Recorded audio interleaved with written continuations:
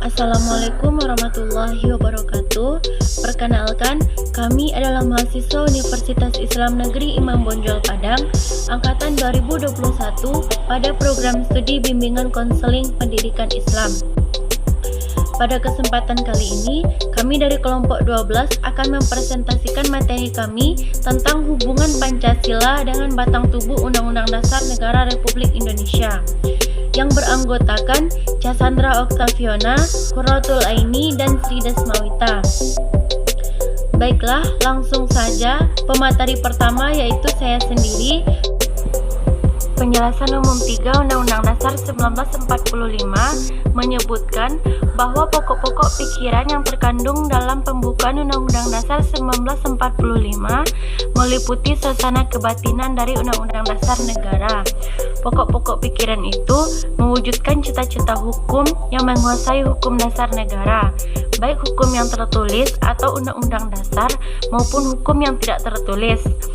Adapun pokok-pokok pikiran tersebut dijelmakan dalam pasal-pasal oleh Undang-Undang Dasar 1945, merupakan pancaran dari falsafah Pancasila. Maka dapat ditegaskan bahwa suasana kebatinan Undang-Undang Dasar tiada lain bersumber dan dijiwai oleh dasar falsafah Pancasila. Pengertian inilah yang menunjukkan kedudukan dan fungsi Pancasila sebagai dasar negara Republik Indonesia. Yang berdasarkan penjelasan tersebut dapat disimpulkan bahwa pembukaan Undang-Undang Dasar 1945 mempunyai hubungan langsung yang bersifat kausal organis dengan batang tubuh Undang-Undang Dasar 1945. Karena isi dalam pembukaan dijabarkan ke dalam pasal-pasal Undang-Undang Dasar 1945, maka pembukaan Undang-Undang Dasar 1945 yang membuat dasar filsafah negara dan undang-undang merupakan suatu dasar kesatuan, walaupun dapat dipisahkan, bahkan merupakan rangkaian kesatuan nilai dan norma yang terpadu. 1. Pokok-pokok pikiran yang terkandung dalam pembukaan dikemukakan terlebih dahulu isi penjelasan resmi tentang pembukaan dalam garis-garis besarnya. A. Undang-Undang Dasar adalah sebagian dari hukum dasar, yaitu hukum yang tertulis. B.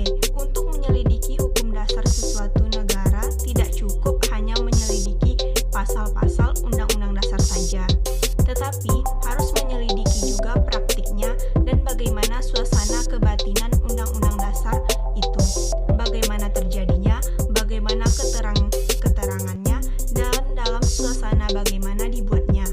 Berita Republik Indonesia tahun 2 nomor 7. Mengenai pokok-pokok pikiran yang termuat dalam pembukaan antara lain disebutkan sebagai berikut. A. Negara melindungi segenap bangsa Indonesia dan seluruh tumpah darah Indonesia dengan berdasarkan atas persatuan dengan mewujudkan keadilan sosial bagi seluruh rakyat Indonesia. B.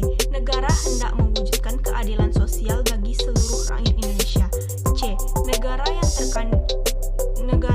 berkedaulatan rakyat berdasarkan atas kerakyatan dan permusyawaratan perwakilan. D.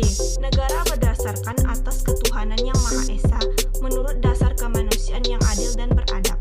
Selanjutnya, disebut pula pokok-pokok pikiran tersebut meliputi suasana kebatinan dari Undang-Undang Dasar Negara Indonesia.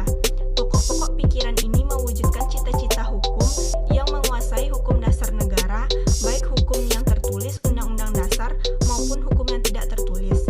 Undang-Undang Dasar menciptakan pokok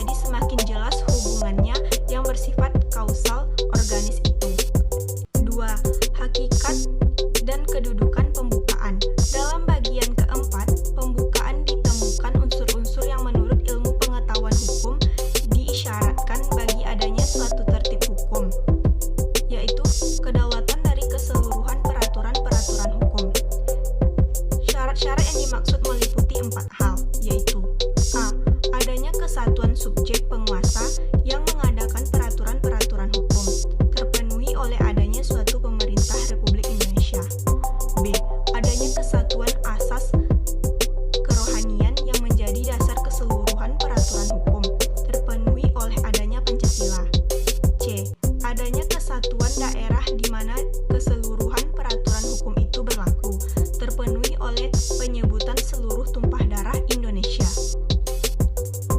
D. Adanya kesatuan waktu di mana keseluruhan peraturan hukum itu berlaku, terpenuhi oleh penyebutan disusunlah kemerdekaan kebangsaan Indonesia itu dalam suatu Undang-Undang Dasar Negara Indonesia yang menyangkut saat sejak timbulnya negara sampai saat seterusnya. Dengan demikian, maka peraturan-peraturan hukum yang ada dalam negara Republik Indonesia mulai saat berdirinya pada tanggal 17 Agustus 1945 merupakan suatu tertib hukum, yaitu Tertib Hukum Indonesia.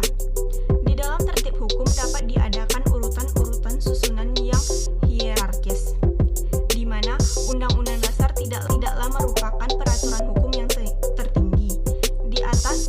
Di atasnya masih ada dasar-dasar pokok Undang-Undang Dasar atau hukum dasar yang tidak tertulis yang pada hakikatnya terpisah dari Undang-Undang Dasar atau hukum dasar yang tidak tertulis itu, yang dinamakan pokok kaidah negara yang fundamental.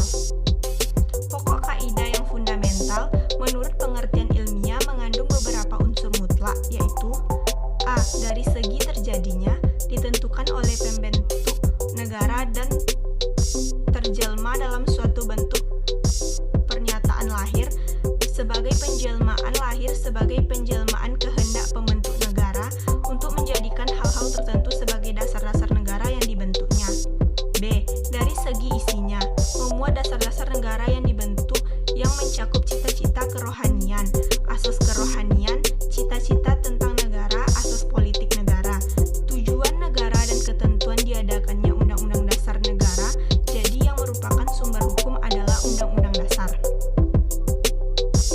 Baiklah, saya Cassandra Octaviana akan melanjutkan materi poin yang keempat, yaitu pembukaan mempunyai kedudukan yang tetap, kuat, dan tak berubah. Hakikat dan kedudukan pembukaan dengan demikian telah memperoleh nilai kebenaran yang fundamental, sehingga oleh karenanya ia hanya mempunyai satu tafsir yang benar, yaitu bahwa dengan jalan hukum pembukaan tidak dapat diubah oleh siapapun. Poin A.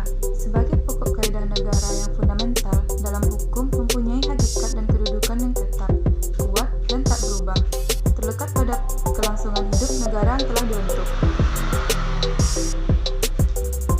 Poin B.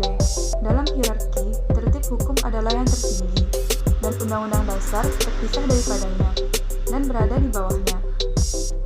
Terpisah bukan dalam arti tidak mempunyai hubungan dengan batang tubuh Undang-Undang Dasar. Justru, antara batang tubuh dan pembukaan Undang-Undang Dasar terdapat hubungan kasual organis,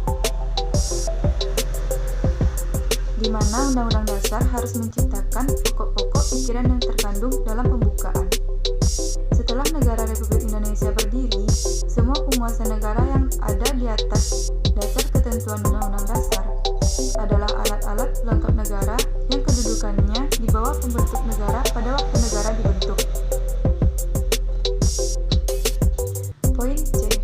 Menegaskan hakikat dan kedudukan pembukaan yang kuat, tetap, dan tidak dapat diubah oleh siapapun, dan bila manapun bergandengan dengan kelangsungan hidup negara. Bahkan, MPR hasil pemilihan umum sekalipun tidak dapat mengubah